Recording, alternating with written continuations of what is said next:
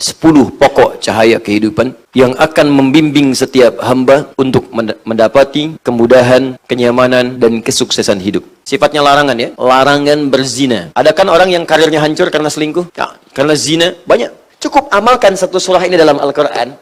Demi Allah saya katakan, lihat perubahannya kemudian. Cahaya akan muncul. Katanya ingin tenang, katanya ingin nyaman. Baik. Surah An-Nur berisi 10 pokok cahaya kehidupan. 10 pokok cahaya kehidupan yang akan membimbing setiap hamba,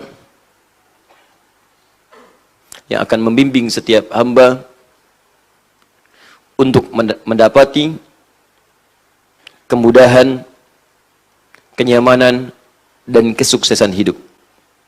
Mudah, nyaman, sukses. Ada yang sukses tapi meraihnya sulit, prosesnya panjang. Maka kita sertakan kalimat mudah untuk bisa mendapatkan hal yang diraih tadi dengan begitu cepat.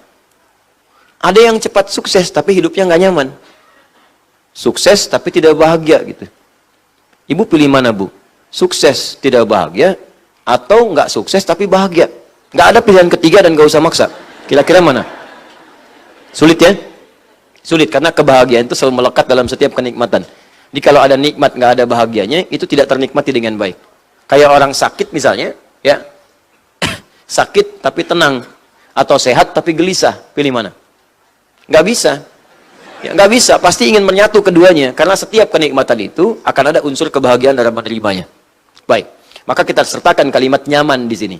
Ya, mudah, nyaman, dan sukses. Pertama, cahaya yang pertama, bimbingan pertama, saya sebutkan umum dulu, baru nanti kita masuk ke suratnya, ke ayatnya. Nanti kalau mohon izin ya Bu, Pak ya, belajar dengan saya harus sabar. Karena nanti ketika Anda belajar dengan saya, khususnya Al-Quran, saya tidak akan membahas secara global. Yang saya akan bahas bahkan dari setiap hurufnya. Yang penting kita selesaikan, walaupun nggak tuntas sampai kita wafat, minimal kita wafat dalam keadaan sedang mengkaji Al-Quran insya Allah. Ya. Satu, cahaya pertama, sifatnya larangan ya. Larangan berzina. Larangan berzina. Jadi kalau ingin sukses, jangan zina. Ya. Ada kan orang yang karirnya hancur karena selingkuh? Ya, karena zina, banyak. Pertama itu. Nanti kita turunkan pelan-pelan. Kedua, larangan menuduh tanpa bukti, fitnah. Larangan menuduh tanpa bukti, fitnah. Coba lihat, banyak orang hancur karirnya, hancur martabatnya karena fitnah. Ini sekarang marak semua nih. Ya, coba lihat tuh, zina menyebar. Bahkan kemarin ada disertasi yang cenderung menghalalkan zina. 3, larangan menebar hoax. Larangan menebar hoax. Tuh kan, menebar hoax, hoax. Hoax. Ya, berita yang tidak benar. Sudah? Sekarang kejadian nggak? Ya coba tuh, 3-tiganya udah menyebar. Makanya kehidupan tuh sering gelap. Melihat. Kan serba gelap yang kita hadapi sekarang ini. Kerusuhan di mana-mana, ribut di mana-mana, saling tuduh di mana-mana. Berita hampir tiap hari tuh, hampir tiap hari kok jelek terus gitu yang muncul. Mabuk di sini, pembunuhan terjadi, kecelakaan begini. Ini hampir tiap hari, buka deh tiap hari. Saya hampir tiap hari itu saya jajarin tuh berita tuh.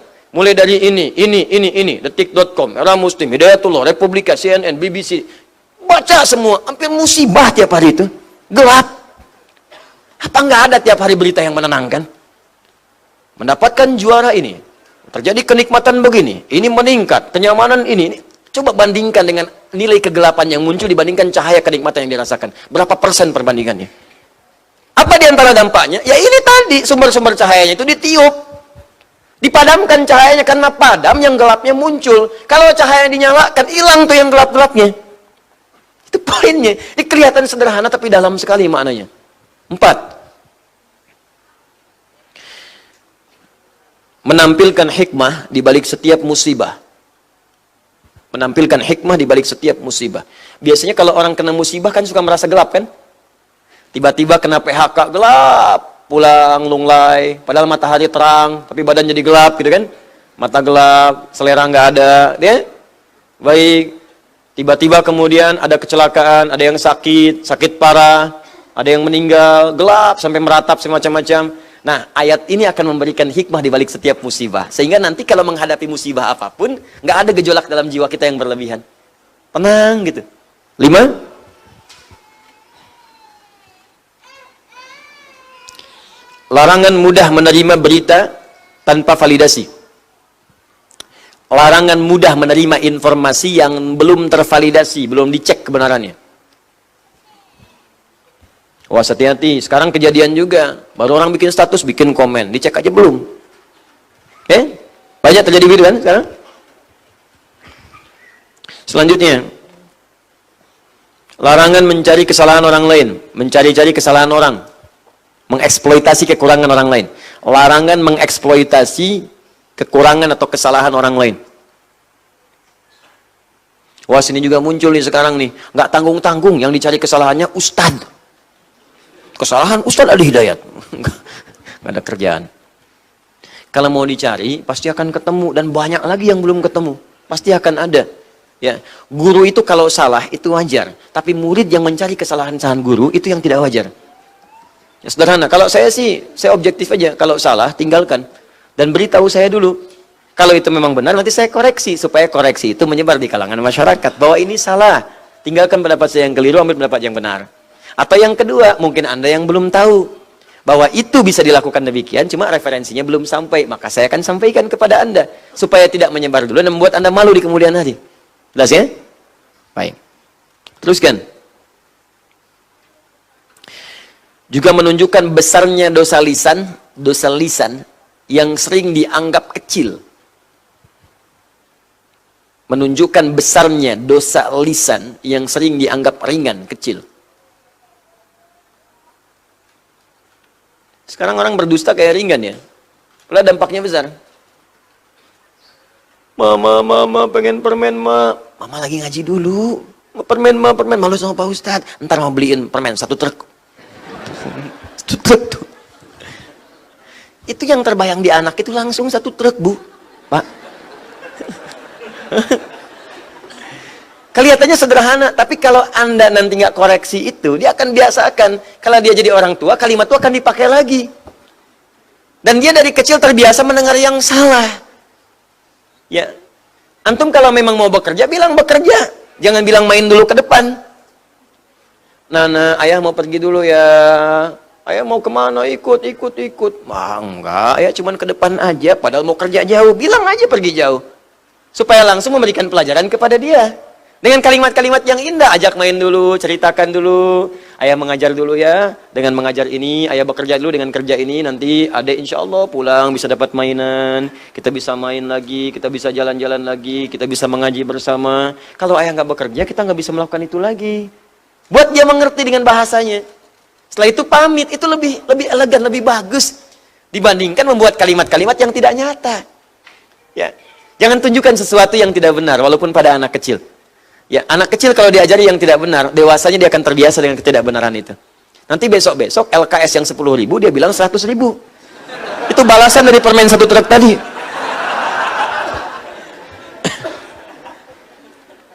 Dan larangan menikmati tersebarnya gosip yang menimpa orang beriman. Aduh, ini saya agak khawatir ini. 8 poin ini muncul semua sekarang ini. Sedih dia ini. Larangan menikmati gosip yang tersebar menimpa orang beriman. Coba sekarang Anda lihat berita nih. Betapa banyak orang beriman itu digosipkan.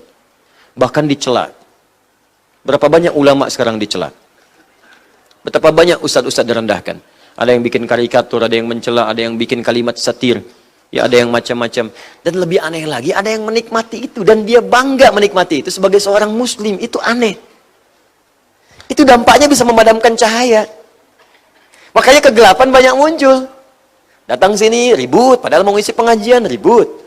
Yang ini ribut, yang ini rusuh. Ini ribut, ini rusuh. Kalau terbiasa, gini, kalau mau ngaji aja rusuh, mau mengerjakan kebaikan rusuh, maka pantas keburukan pun banyak menyebar kerusuhan.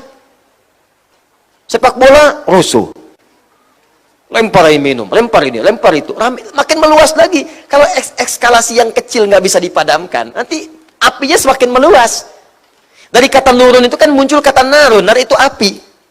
Jadi kalau Anda menyulut di sini api, kemudian nggak dipadamkan atau ditambahkan dengan hal yang bisa memicu, apalagi kasih bensin, menyebarnya luas.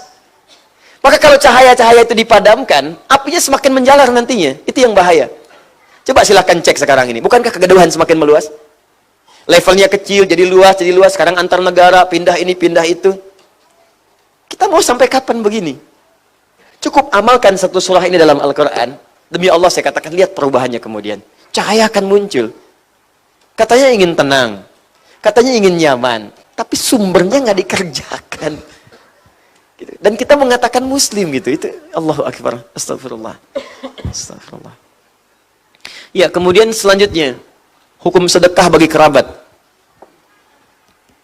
Hukum sedekah bagi kerabat, khususnya kerabat dekat. Nanti kita akan lihat bagaimana cahaya yang muncul dari kemuliaan sedekah. Insya Allah, indah sekali. Anda nggak tahu kapan Anda wafat. Ketika Anda wafat, tiba-tiba anak paman yang Anda santuni dulu sekarang jadi direktur. Anak Anda diangkat kemudian. Ya, anak bibi yang dulu Anda cuman bayari SPP-nya, tiba-tiba Masya Allah sekarang jadi punya kedudukan. Tiba-tiba Anda yang wafat, anak Anda dirawat oleh dia. Banyak terjadi. Nah, itu diantara fungsi sedekah. Bagaimana cara sedekahnya? Apakah harus selalu dengan uang? Belum tentu. Nanti kita akan lihat rumusnya saat masuk kepada ayat-ayatnya. Yang terakhir 10. Nah ini. Menghadirkan kunci harmoni dalam rumah tangga. Menghadirkan kunci harmoni dalam rumah tangga. Bagaimana kita mendapati kehidupan rumah tangga yang harmonis dari surah ini.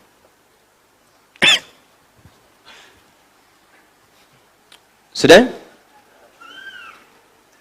10 ya? Ada 10 ya?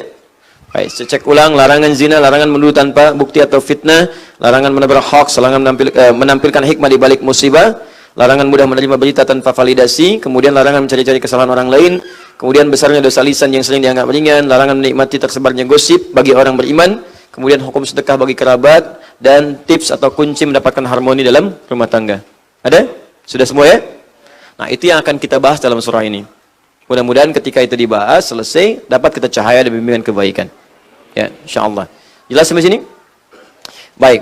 Sekarang, sebelum saya masuk kepada 10 poin ini, saya akan tegaskan dengan ayat yang pertama. Ya, hukum cahaya ini akan tiba jika kaidah yang pertama ini diterapkan. Kuncinya di surat yang pertama.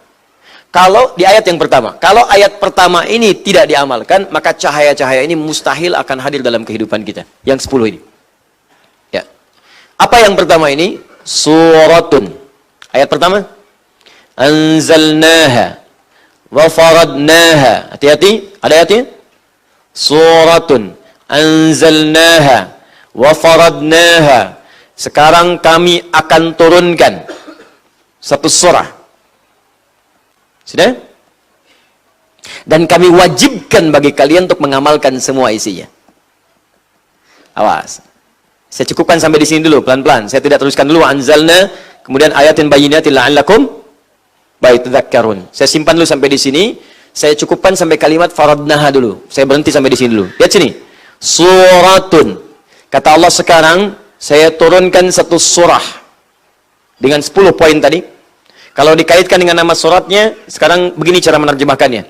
Sekarang saya turunkan satu surah yang isinya berupa cahaya-cahaya kehidupan yang akan membimbing engkau mendapatkan kemudahan, kenyamanan, dan kesuksesan dalam hidup. Wa faradnaha. Tapi jika engkau ingin mendapati semua itu, maka engkau wajib mengamalkan semua tuntunan dari hukum-hukum yang saya turunkan di seluruh ayat di surah ini. Paham sampai sini?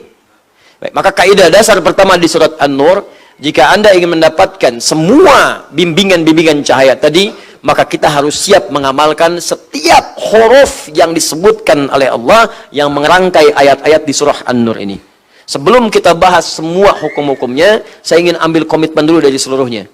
Jika ada yang tidak sepakat, saya tidak akan membahas ayat ini satu pun, bahkan setiap hurufnya. Pertanyaan pertama, Siap kita mengamalkan semua hukum Allah di ayat ini? Siap insya Allah? Baik. Kalau sudah siap, maka insya Allah saya akan siapkan sebuah kurikulum. Dari kurikulum ini saya akan buat intisari termasuk yang sekarang. Nanti setiap akan masuk bahasan-bahasan baru, saya berikan kepada Anda sinopsisnya supaya jadi bekal kita untuk pelajari lagi di rumah setelah kita mempelajari materi-materi kita.